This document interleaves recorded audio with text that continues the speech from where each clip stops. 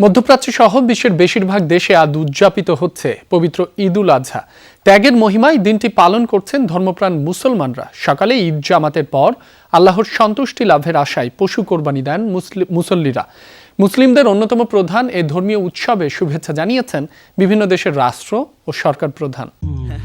ঈদের খুশি হোক না আরো বেশি, আর খুশির আয়োজন মানেই চাষি চাষি সুগন্ধি চিনি গুঁড়া চাল। আল্লাহু আকবার, আল্লাহু আকবার। পবিত্র আল-আকসায় ঈদের জামাতে মুসল্লিদের ঢল। আল্লাহর কাছে বিশ্ব শান্তি আর মুসলিম উম্মার সমৃদ্ধি কামনা। বিশ্বের সবচেয়ে বড় মুসলিম দেশ ইন্দোনেশিয়ার জাকার্তায় আল আজহার মসজিদে অনুষ্ঠিত হয় ঈদের প্রধান জামাত। আমরা কেবল প্রার্থনা করতে পারি মুসলিম বিশ্বের ঐক্য আর শান্তির জন্য। আমরা আর যুদ্ধ চাই না। মুসলিম হিসেবে আমার বিশ্বাস যে পরিস্থিতি ভালো হবে।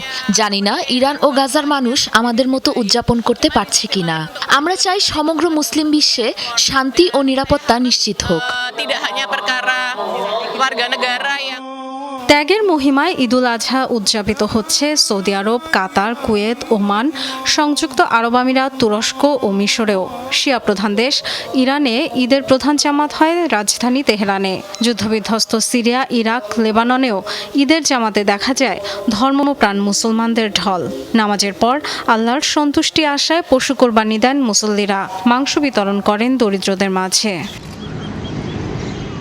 মধ্যপ্রাচ্যের সাথে মিলিয়ে পাকিস্তানেও ঈদুল আজহা পালিত হচ্ছে আজ। জামাতে ঈদের নামাজ আদায়ের পর পশু কোরবানি দেন মুসল্লিরা।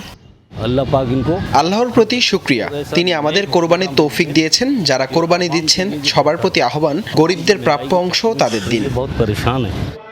সমগ্র ভারতে না হলেও জম্মু কাশ্মীরে পালিত হচ্ছে ঈদুল আজহা। শ্রীনগরের গ্র্যান্ড মসজিদে বড় জামাতের অনুমতি দেয়া হয়নি, তবে বিভিন্ন মসজিদ ও ঈদগাহে ছিল উপচে পড়া ভিড়। ঈদুল আজহা কেবল পশু কোরবানির জন্য নয়, বরং প্রকৃত ত্যাগের শিক্ষা হলো আমাদের খারাপ আকাঙ্ক্ষা ও স্বার্থপরতা ত্যাগ করা, অহংকার দূর করা। ভৌগোলিক কারণে সবার আগে ঈদের আনুষ্ঠানিকতা শুরু হয় অস্ট্রেলিয়া ও নিউজিল্যান্ডে। পশ্চিমা দেশগুলোতেও ঈদুল আজহা আজ। Dorothy Tasrin, Jamuna news.